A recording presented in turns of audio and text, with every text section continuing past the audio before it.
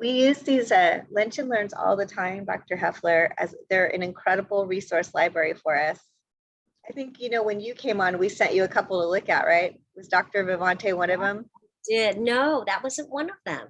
Oh, well, if you want, we'll send it to you. I'd love to see that one. Yeah. Wonder. Let's make sure we do that. Hi, Jeff. I was just talking to you about to Dr. Heffler. I see. How is Vegas? It is,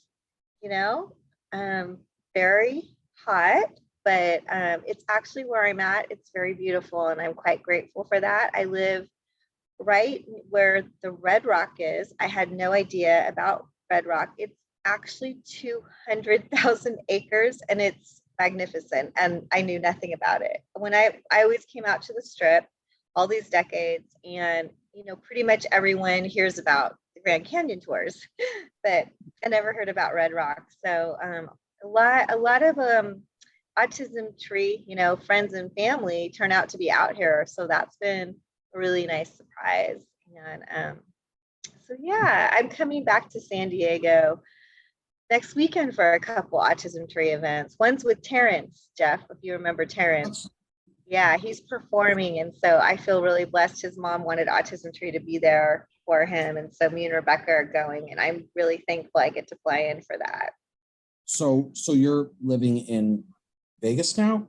I go back and forth, just like I did. I was telling Dr. Heffler, just like I did when I was in Pennsylvania. Todd's running a hospital out here right now, just like before when I was in Pennsylvania, he was running a hospital. So, yeah.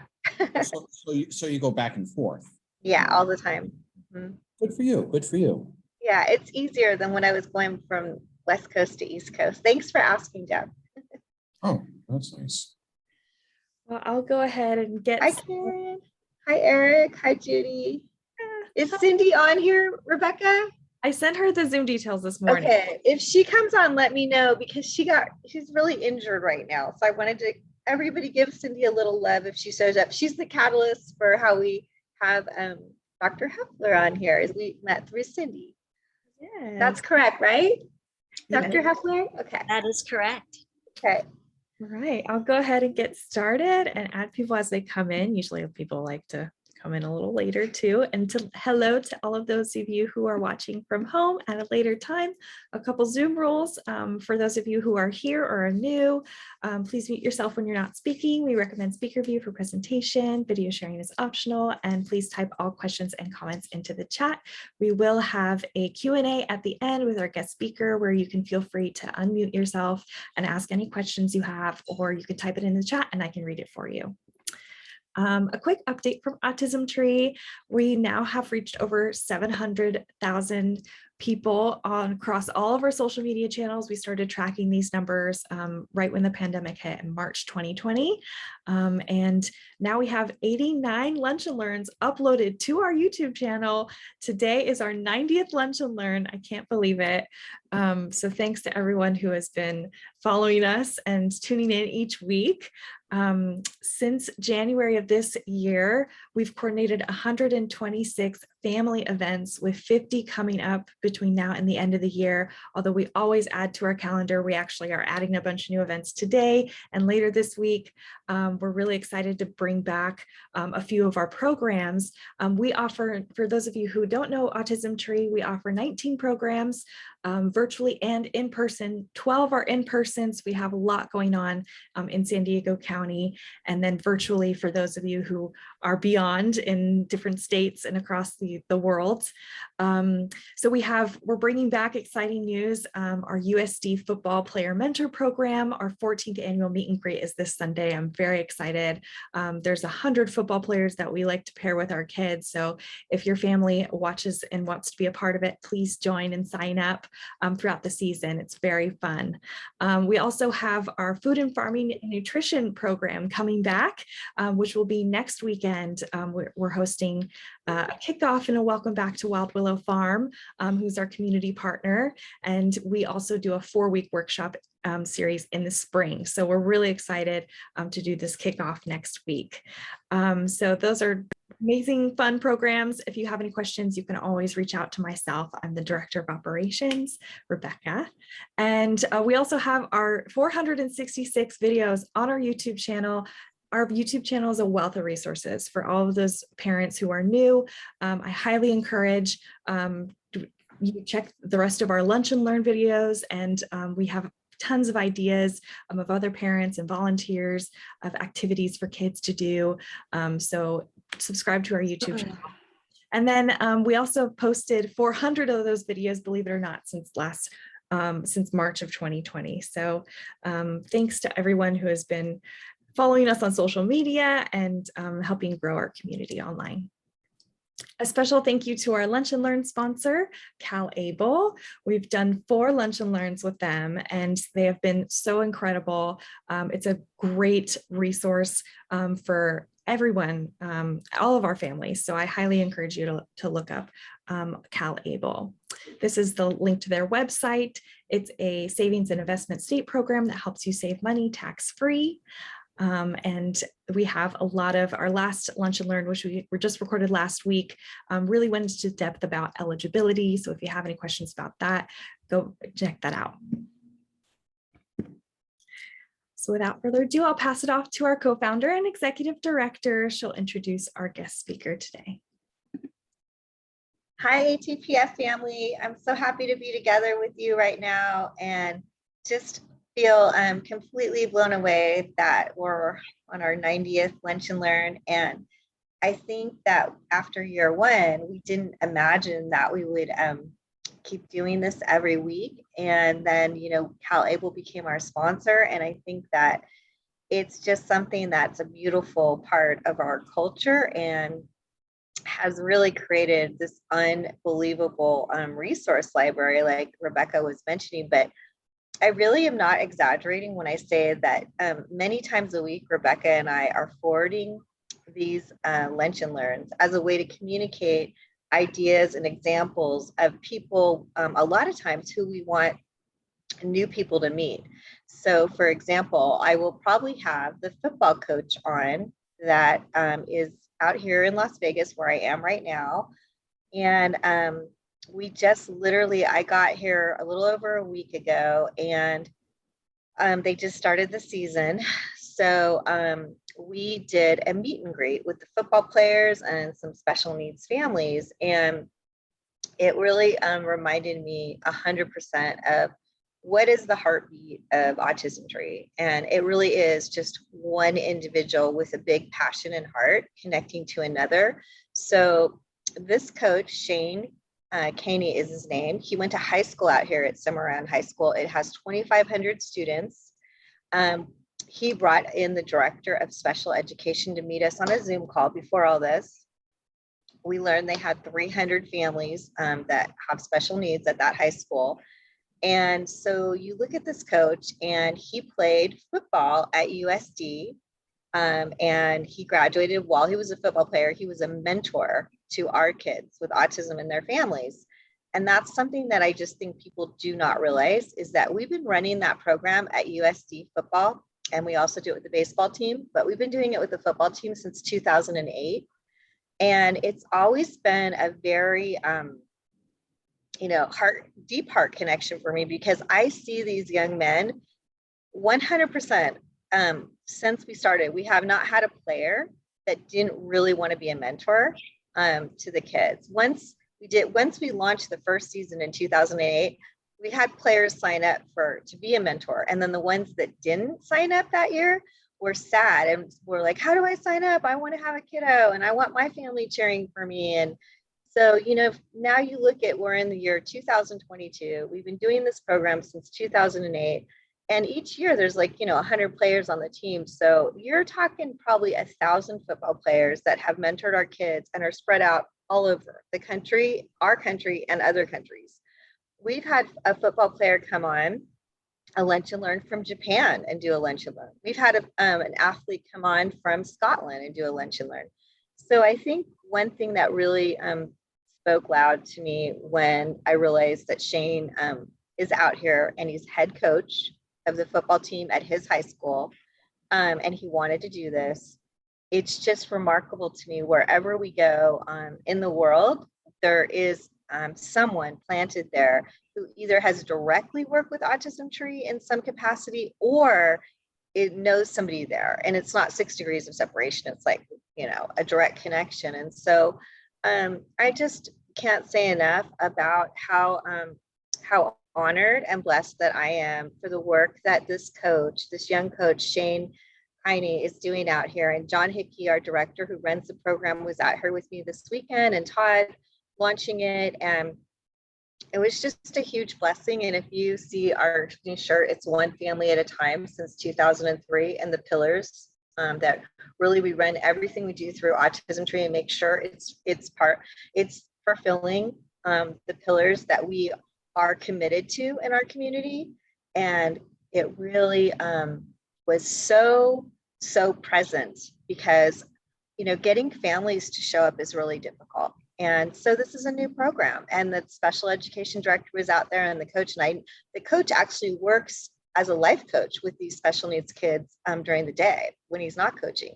So it's really a lot of work, and yet they got one family to come out.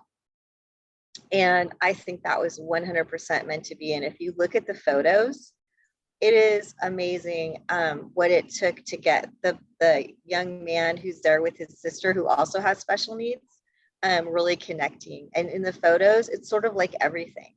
And so it really is a testament to when we say that we are serving one family at a time. You can just look at the photos and see we are planting this new school out here with this coach who's an alumni player mentor with us.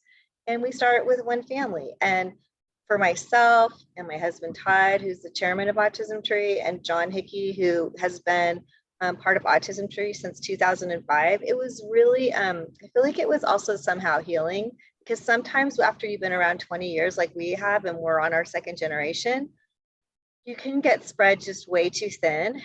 And when you get back to your roots and what really matters, it just feels so healing. And that, I could tell you, is definitely happening. So, you know, I look at introducing Dr. Heffler today, and it's always fun to be on the pre-call and realize, you know, exactly, just to have that little connection point. And Dr. Heffler is in Penn Valley in Pennsylvania. And we love doing a Zoom call with her, which happened after Cindy Poulin went to a luncheon when I couldn't go. And Cindy is our liaison out there in Pennsylvania and does just a phenomenal job with our team. We all love her. She understands our mission. She's met some of our families. She's worked directly with Joel Anderson and his mom when they came out on an East Coast tour. I love this picture of Cindy with Angus Murray at Kinney Center. Cindy and I have done so much work together in the autism community at Drexel and many different spots on the East Coast that are doing autism research. But Angus Murray, the program that he does that directly helps college students go to college, is incredible to me. And I love that Cindy was so excited when she met Dr. Karen Heffler that she really wanted us to bring her to Autism Tree for a lunch and learn. And once we, you know, of course we knew we were going to be excited about it, but having her here today just reminds me again that once we plant a seed at Autism Tree, the family just keeps growing. And you know, I was going back and forth between Pennsylvania for a good 2 years, and all those relationships just keep blossoming, and it just means so much, Dr. Heffler, to have you here and just to introduce you as part of our East Coast Camp family. As we mentioned, Jeff is on the East Coast coming in from Massachusetts every week, and I hope Cindy will be on here. Is she on here right now, Rebecca? No, not yet. Okay, I know she's injured, so we'll be lucky if she comes on. But the point really is just that we have a lot of ATPF family, Dr. Heffler, back on the East Coast, and we're thrilled and honored to have you as a guest speaker today. I just want to thank you so much for taking time out of your busy schedule to share and help us all learn what you're doing today. Well, thank you so much, Dana and Rebecca, for having me to Autism Tree Project Foundation for this Lunch and Learn. I'm really excited to be with everybody. I'm going to share my screen and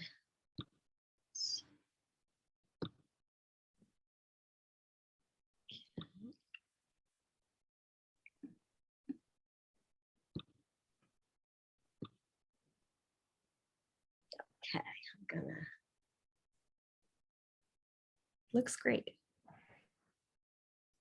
Okay. So I want to tell you, just give you a little bit of background about what I'm going to be talking about today and why I'm doing the research that I am doing. So I, like probably some of you, I am a mother, a parent of an adult with autism. And my son has really inspired me to learn as much as I can. And being a physician, I wanted to understand more. And I was very concerned about things that we could potentially do to help families that maybe didn't get as much attention in the research community as perhaps would be helpful. So I'm currently at Drexel University in the Department of Psychiatry, and I do research on early childhood development and modifiable exposures. And I'll explain to you what that means. So the things that we look at are early experiences in a child's life that could potentially help their development. And some of those factors that have been associated, I'm going to show you the research and how these factors are associated with child development, are social experiences and audiovisual experiences. So social experiences are very important early on because they help the brain to develop the connectivity to foster the social development of the child. And the screen media is important as it has been shown to have some association with developmental delays in various areas. So when I'm talking about audiovisual media, I'm talking about television, video, mobile apps, and electronic toys, but not video chatting. So these are pre-recorded shows or movies that, and I'm talking about exposure in the first year or two of life. So not for later children, this doesn't apply, but I'm talking about in the earliest time frame, the first 3 years of life, but really the first 2 years of life, a lot of this research will be related to. So when we talk about these audio-visual exposures, such as watching a television show or a movie in the very youngest children, we just want to remember that the show isn't responsive to the child. The show doesn't change based on what the child is doing.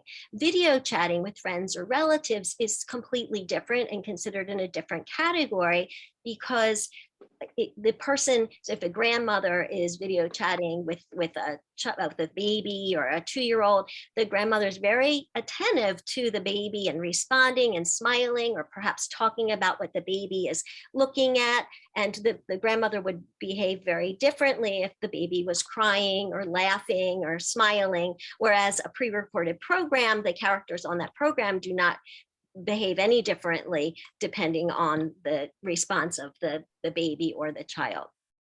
So early television and screen viewing has been associated with some developmental delays. And these areas are particularly in language delay. So in language delay, one of the studies looked at infants 8 to 16 months old and found that each hour of screen viewing, including background television, is associated with a 17-point decrease in communicative development.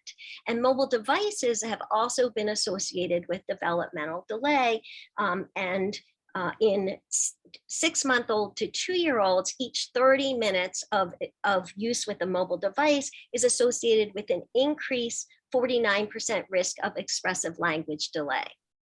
early screen viewing is also associated with attention problems such as ADHD. And Christakis found that more screen viewing at 1 year of age and 3 years of age was associated with developing more attention problems by age 7. Additionally, exposure to TV and other media at 6 months of age is associated with cognitive delays at 14 months of age. Behavioral problems such as emotional reactivity, aggression, externalizing behaviors, and oppositional defiance are also associated with early screen use. So autism spectrum disorder has also been associated with increased screen viewing in young children. There was a study done in 2011 where they found that children with that had a diagnosis of autism had on average watched about 4 hours of screens in the first year of life, whereas children without autism spectrum disorder had watched significantly less. And also the age of onset of viewing in children with autism spectrum disorder was about 6 months compared to 12 months with children with typical development. So when we talk about these experiences that could potentially could be associated with developmental delays or with helping development, we want to kind of explain how the brain develops. So at birth, a baby's brain is about one third the size of an adult brain. So the brain develops through the connectivity of the neurons. And that's what determines how the child will behave. But autism is highly genetically determined, as I'm sure all of you know and understand. It's about 50 to 80% genetically determined. And if we talk about syndromes, they're 100% genetically determined, because if you have that syndrome, you're going to have those symptoms, and some of those symptoms may be autism-like symptoms. But most of autism is not syndromic. Most people that have autism don't have an actual syndrome. They may have genetic predisposition. So again, this 50 to 80%, but it doesn't 100% determine that any individual will develop autism, just that they're more likely to.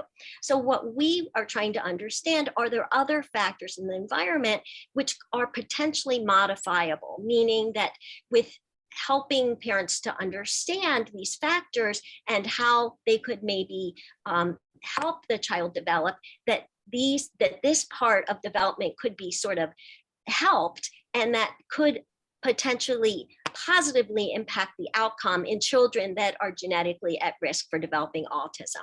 So this experience-dependent brain development means that the brain connections are formed related to the sensations that the baby is experiencing. So what the baby is seeing, hearing, feeling, touching, tasting, that's the way the brain develops the connections, and then that determines behavior. So social factors such as people and their eyes, voices, and smiles, they respond to a young child, and they would likely promote development of social brain pathways.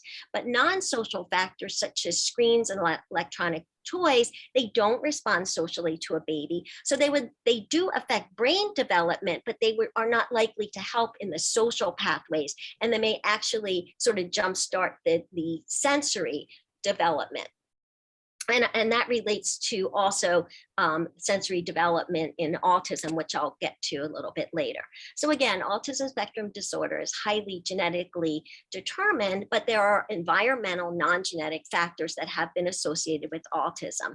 And some of these factors would be very hard to change, such as the age of the mother, the age of the father, if the baby was premature, pollution, maternal depression, prenatal infections, medications, birth complications, and gestational diabetes are all factors which have been associated with autism.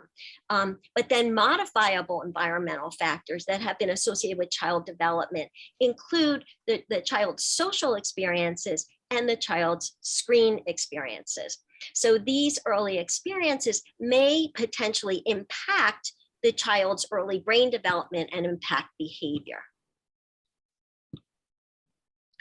So first I want to go over some parent-child interactions that predict positive developmental outcomes. And the reason I want to discuss these is that there have been some studies that show that enhancing the social environment can perhaps help children with autism to have better outcomes, or children that are at risk for autism, but particularly because screen viewing interferes with really important social environment, these really important parent-child interactions that predict positive child development. So parent responsiveness to the child. So when a baby is cooing or babbling, and the parent may imitate back, or may smile, or gently touch the baby, or has some type of response, may repeat what the child is saying, and it's kind of like a back and forth. That's responsiveness to the child, and that's associated with greater language, cognitive, and social outcomes. So that the parent responsiveness to the child in the first year or two of life predicts to some degree the outcome in these important developmental factors.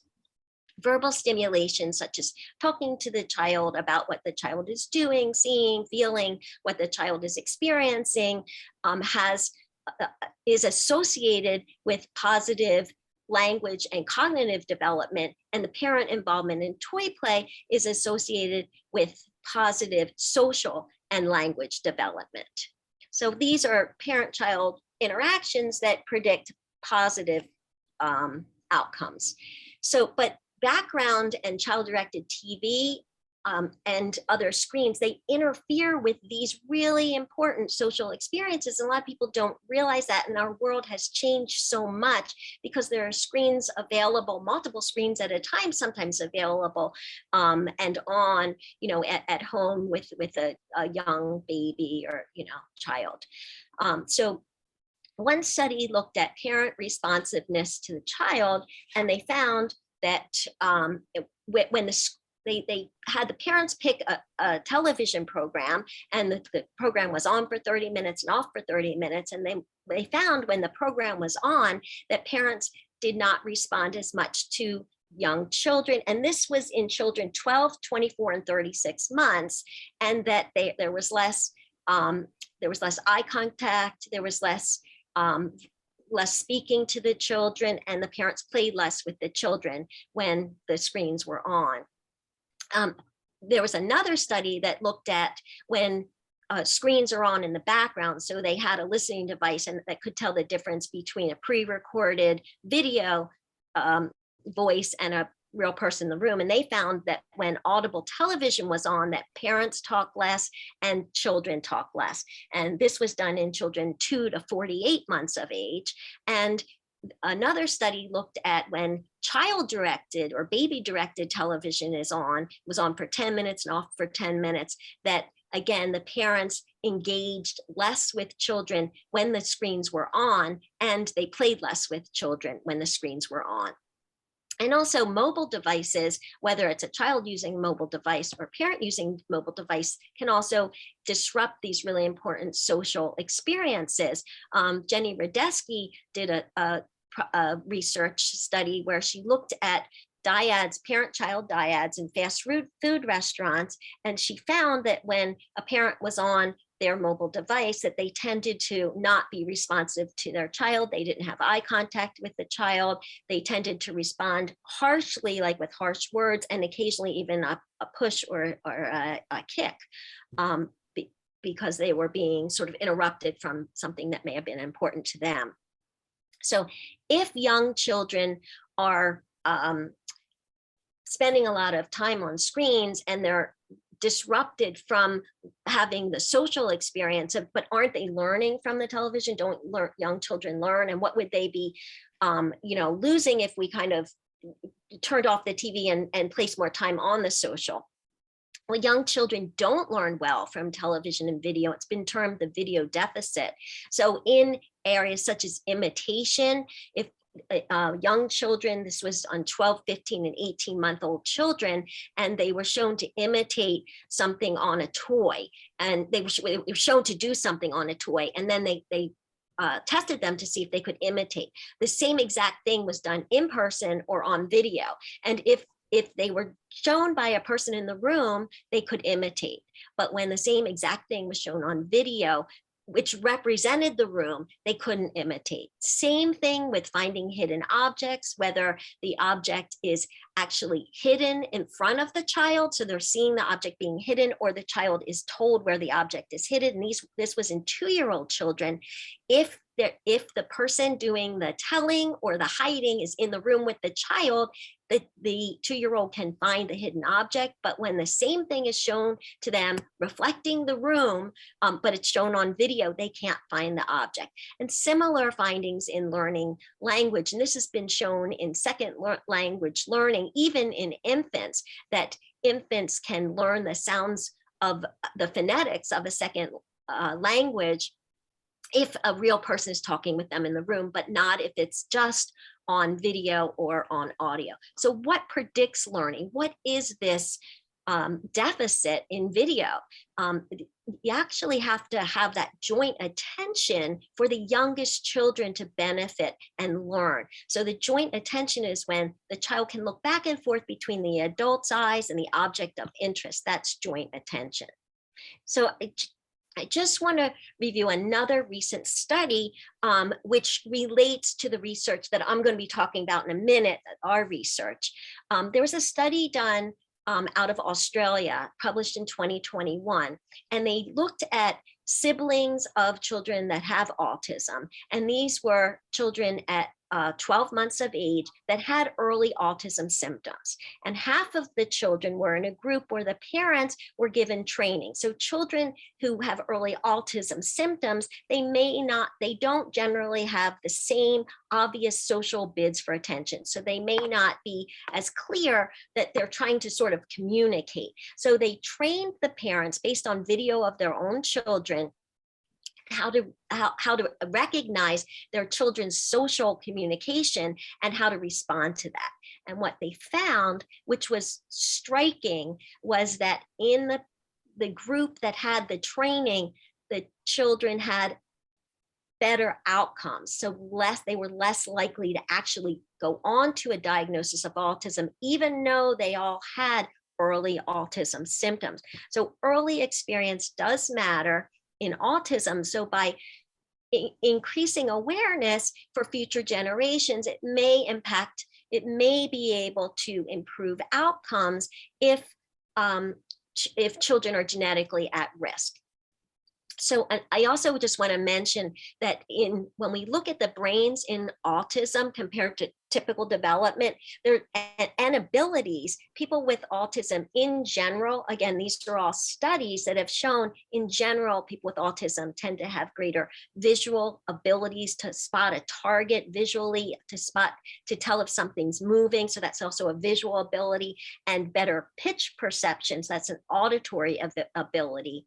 But these better abilities are sometimes tied to worse autism symptoms. So the brain findings in autism seem to be related, some of these sensory findings seem to be related to worse autism. There's also some sort of atypical sensory wiring that may interfere with social learning. So in typical development, people generally pay attention to the movement of people and animals, people's faces, social things. But in one study, it showed that children with autism, what determined their attention was audio visually determined. So when a sound change and an image change, so audio visual synchrony determined where they looked. And that's not really seen through the animal kingdom. So the concern is that if the brain is highly wired already in the audiovisual pathways, that greater audiovisual experiences or stimulation may further wire the brain in that way, and that may not be helpful to the social pathways. Another study that was done showed that the earliest findings in autism are there's a surface hyperexpansion in the visual areas at 6 to 12 months of age, and that predicts further altered trajectory of development and development of autism. So this is why we went on to study some of these things. Because screens have been associated with developmental delays, and the delays that I mentioned are all seen commonly in autism. But screen media distracts the child from paying attention to people, and it distracts parents and caregivers from paying attention to the child, and it potentially may directly affect brain connectivity or affect attention mechanisms. So the American Academy of Pediatrics recommends no screen viewing before 18 to 24 months of age and no more than 1 hour daily through age 5. So we asked the question, are early media and social media exposure and social engagement associated with later autism symptoms? We used data from the National Children's Study, and the National Children's Study was planned to be a very large study of environmental and genetic exposures on health in the US. And they were supposed to recruit 100,000 subjects and follow them to age 21. But because of recruitment challenges and other questions about the goals of the study, it was actually stopped abruptly, and they only recruited 5,600 children. So we used what data we had from that study to answer these questions. Is TV, DVD exposure associated with later autism symptoms? So at 12 months in the National Children's Study, they asked the question, does your child watch TV and DVDs? And 65% had responded yes. Again, we didn't collect the data, we just analyzed the data. We also looked at 18-month data of how much time a child watched screens over the past 30, each day over the past 30 days. And it was coded as 3 hours or less or 4 hours or more. And this was based on a study that showed that 4 hours of screen time was commonly seen in children in this one study that had autism. We also asked about social experience, and did that have any association with later autism symptoms? And we looked at play at 12 months. How often do you play with toys with your child? Daily or less than daily? And reading to child. How often does participant read or look at books with a child? And that was coded by frequency of how many days a week. And then the outcome, what we looked at autism-like symptoms at 26 months. So because the National Children's Study was abruptly stopped, we couldn't follow to actual outcome of autism. So again, we used it's a test that looks for autism symptoms, so the MCHAT. And then we also looked at things that I mentioned before that are associated. Some of these are associated with increased risk of autism, such as the gestational age of at birth, the mother's age, the household income, race, ethnicity. And because immigrant status has been also associated with autism, we looked at whether the family was primarily English speaking or non-English speaking. And then we were able to include in our study over 2,000 children who had the MCHAT prior to the discontinuation of the study. And then we looked at, just to review, at 12 months, the screen exposure and the play and reading, and at 18-month screen exposure. And then the outcome was at 26 months. And what we found was that less than daily play frequency at 12 months was associated with an 8.9 increase in MCHAT scores, so autism-like symptoms. And also at 12 months, screen exposure was associated with a 4.2 increase in MCHAT scores. The screen exposure at 18 months was associated with a 10.7 increase, but because there were so few people in the so few children in the 4 hours or more, it didn't reach statistical significance, and reading was not a significant predictor. So this was a positive study because it showed things that really hadn't been looked at before. It was prospective study. It assessed screen exposure relatively early. It was a relatively large study, but it was limited because it was an association or correlational study. The measures that we used were limited by what they had asked in the National Children's Study. And the MCHAT is not a comprehensive diagnostic evaluation. There was another study that then sort of went a further step in looking at this. And it was a very large study out of Japan. They had over 84,000 mother-child dyads, and they looked at screen exposure at 1 year of life by the mother's report. And then their outcome was by 3 years, has your child ever been diagnosed with autism spectrum disorder? And what they found was that screen viewing of 2 to 4 hours a day was associated with 3.5 times increased risk of developing autism by age 3. So they did find an association when they considered boys and girls together, but when they separated boys and girls, it was significant for boys, but not significant for girls.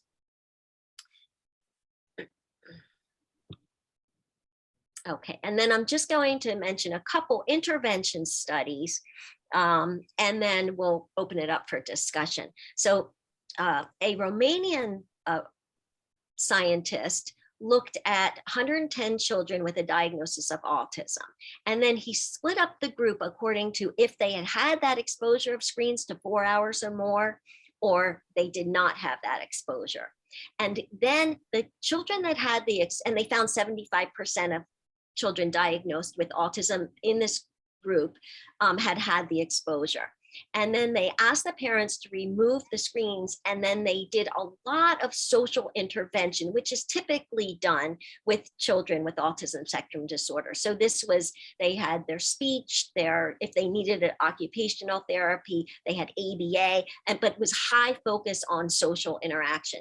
And they found that the children that had the high exposure to screens, a shorter treatment time was needed to get to their optimum outcome. They used less total therapy, and autism symptoms improved more significantly than in the children that did not have the exposure. And when they looked at how many children had this history of high exposure to screens, in the children that were diagnosed in 2012, only 37% had the screen exposure of 4 hours or more a day. But by 2017, 97% of children diagnosed with autism had the high screen exposure. And there was another intervention study that was done on children with autism symptoms, although without a diagnosis. And they found that when they asked the parents to turn off the screens, and they used a focused play intervention, was highly socially oriented, that the repetitive behaviors decreased, and also the atypical EEG pattern improved. So going forward, can we potentially help children at risk through studying these factors and potentially informing families that through changing the child's early experiences, they may potentially be able to improve outcomes in children at risk for autism. So we recommend going forward that a large controlled trial of an intervention, looking at how parents are implementing the intervention, would be helpful. We'd also recommend that the researchers look at the biological mechanisms. Is this affecting brain processes? And is there a gene environment interaction? Are there certain genetic findings that predispose a child to develop worse outcome when they have certain exposures? And is there a potential for community-based parent education study? So I'm going to stop my screen share there.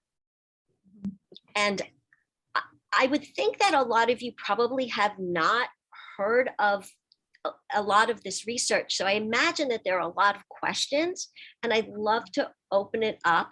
And again, I want to just share that my heart is in the research to help the children that are struggling the most, and that I, as a mother of an adult with autism, a self-advocate who I'm incredibly proud of, that I am so appreciative of so much that everybody is doing to make this a neurodiverse, acceptable world. And but a lot of people are affected more significantly with autism. And if we can help them by studying some of these factors, I hope that we can.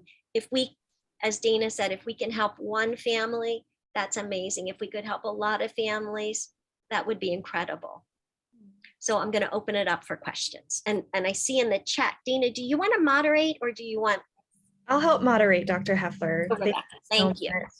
First, I want to get to Tamar, one of our moms. She has her hand raised first. So Tamar, go ahead.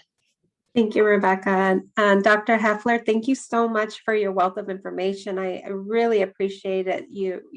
I can tell you have a lot of heart and a lot of passion in this industry, and thank you so much. My daughter is 16 years old, and she was diagnosed with autism a little bit later, about 10 and a half years old. And I do have a little bit of a lot of regret. When she was younger, I did sit her in front of the TV quite a bit. And instinctively, I knew I shouldn't have done that. And at the moment, I was just trying to, I guess, get a babysitter so I could do my, I worked from home. I was a realtor at the time.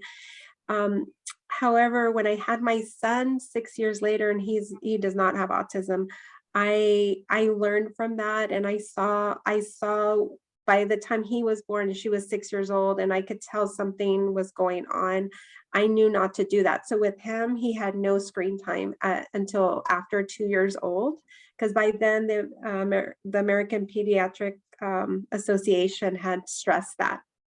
And so I paid attention to that, and I do see that his attention span is a lot longer than hers. He was more interactive. He is more interactive. He's 10 years old now, and I see quite a bit of difference. So I have regret, but I did learn my lesson with him. So I guess my question is, if we did do something like that, is there a way to I guess you can't reverse it, but there ways of helping the child? I mean, once you've done the damage, I mean, what can you do to help the child as they get older? Well, first I want to say that I can tell you're an incredible mom. Oh, thank you. That everything that you have done for your daughter is helping her. And we never want to go backwards, because we don't know what would happen with any child with a different environment, because it is so hugely genetically determined.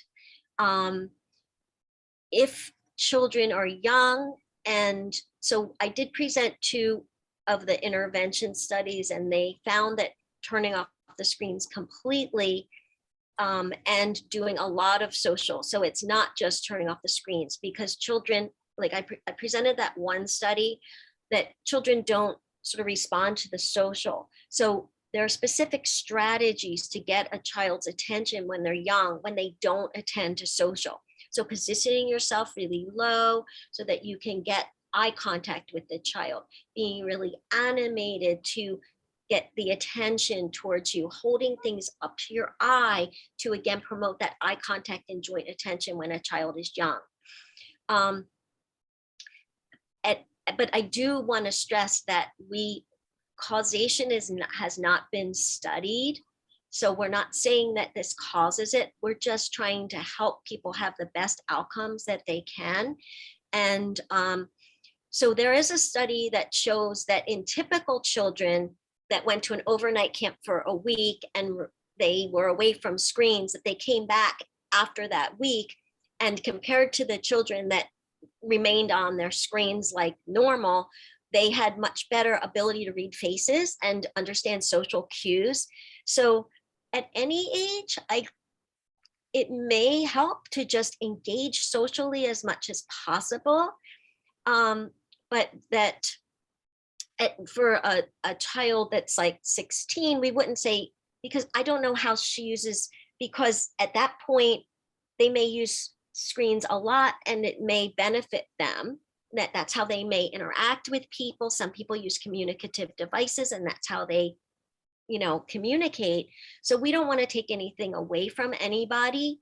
But if you want, I don't know what she does now, but if you wanted to do a trial of maybe, I don't know how much time she has, but if you're not following the American Academy of Pediatrics, which, excuse me, I'm sorry, but is 2 hours or less of like non-schoolwork. If she's doing more, you may want to try to cut it down and see if you notice a difference. So we have an intervention study that I can't really talk about because it's going under review, and maybe Dana will invite me back and I can talk about that study after it is published.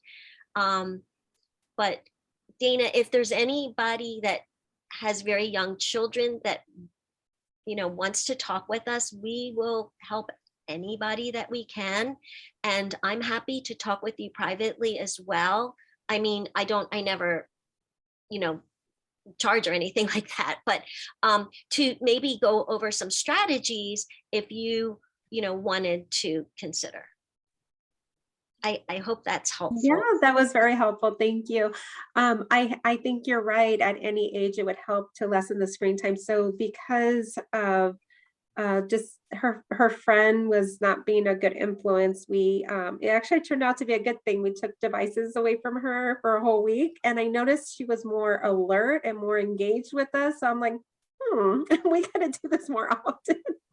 Yeah. And she does cross country now. She just started school, 11th grade. And so, yeah, she's really active. She's really active and she loves running. So I think she found her niche, but I think that was it. That she was on her phone way too much and it was affecting her. Well, I hope that it can be a positive for her, and I'll be a resource if you want. Thank you. Yeah, I'd love to reach out to you. Maybe at the end you could put in the chat how to reach out to you. So thank you very much, Dr. Hepler. Thank you. Thanks, Tamar. That was such a valuable conversation. Jeff, you have your hand raised. Go ahead.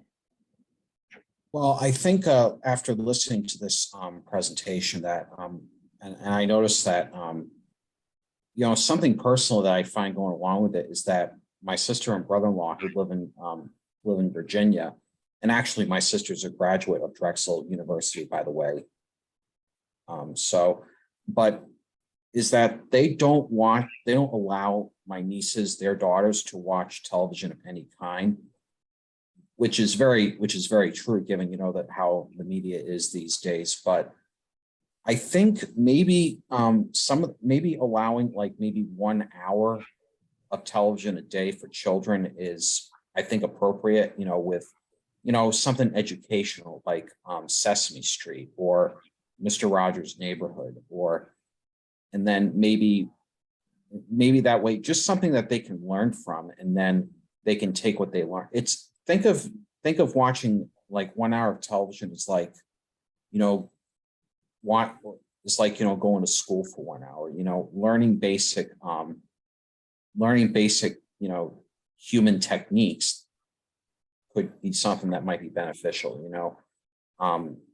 just something that, that the child can learn from. Yeah, I mean, that's a great point, because so when children are over 3 and some children over 2, that they understand what they're seeing on a screen, that educational programs can be really helpful to learn early sort of preschool, pre-kindergarten skills.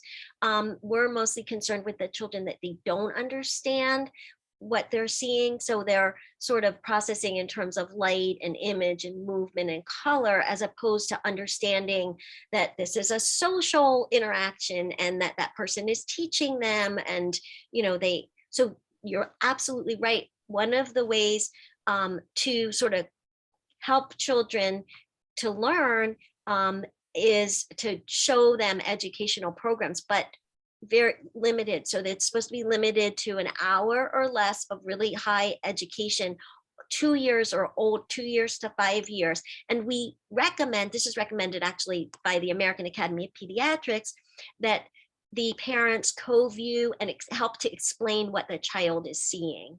So that was a really great point. Thank you so much.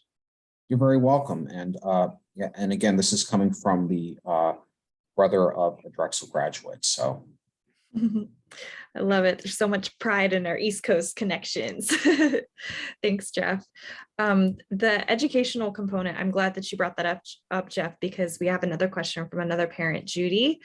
She said, for an older elementary age child, 11, what is the best school learning environment, especially considering that many school programs today emphasize technology and lessons with screen time?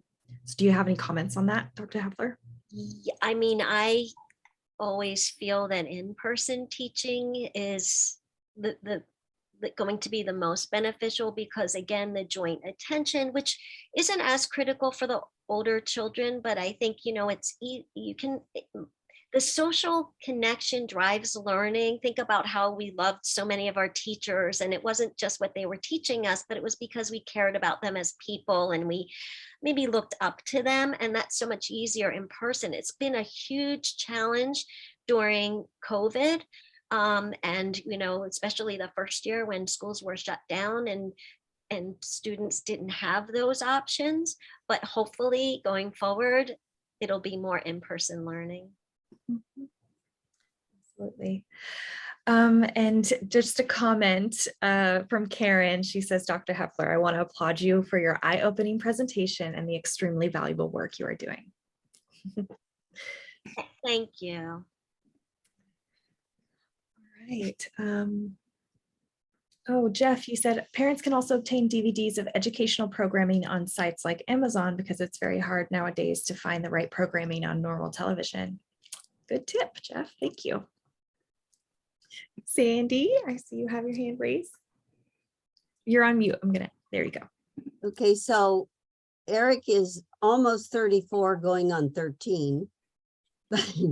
But when he was nonverbal, I discovered he was a visual learner. But we had those educational programs, Sesame Street and whatnot. But I was right there interacting with him when there was singing and things going on the TV. Then I was also acting out with him. So he'd look at the TV, he'd look at me, he would see that action. And then if there was another time when he would watch that educational thing, he would focus on that, and I'd see him doing these activities, and then I would videotape him. And so then I would play back those videos to him and say, oh, I love how you did that. I even videotaped the meltdowns, and I gave credibility to, you were really upset there. What was going on? When he did become verbal and we went through all those videos, he could tell me what he was thinking. And that became a very valuable tool that, and he's since used those for speaking gigs, but being able to say how he felt at that time and what was kind of going on in his head, so that, I had to try to figure it out at the time. But I thought that, well, and that was back in the 1990s. So there weren't any programs, and I was just trying to figure out what to do with this kid, but I did not want him to be isolated and me doing something else. So I interacted with him, and we still do that, and we don't have the TV on. We're still kind of goofy, but he is a runner. He's a runner. So. Well, that's beautiful, and using things to enhance your social interaction with him is beautiful. Yeah. And that has, and I could also point out if there were characters on the screen, their facial features, what are they doing with their, with their eyes, with their mouth? What's, does this match that? And trying to put that social piece in there and help him find cues.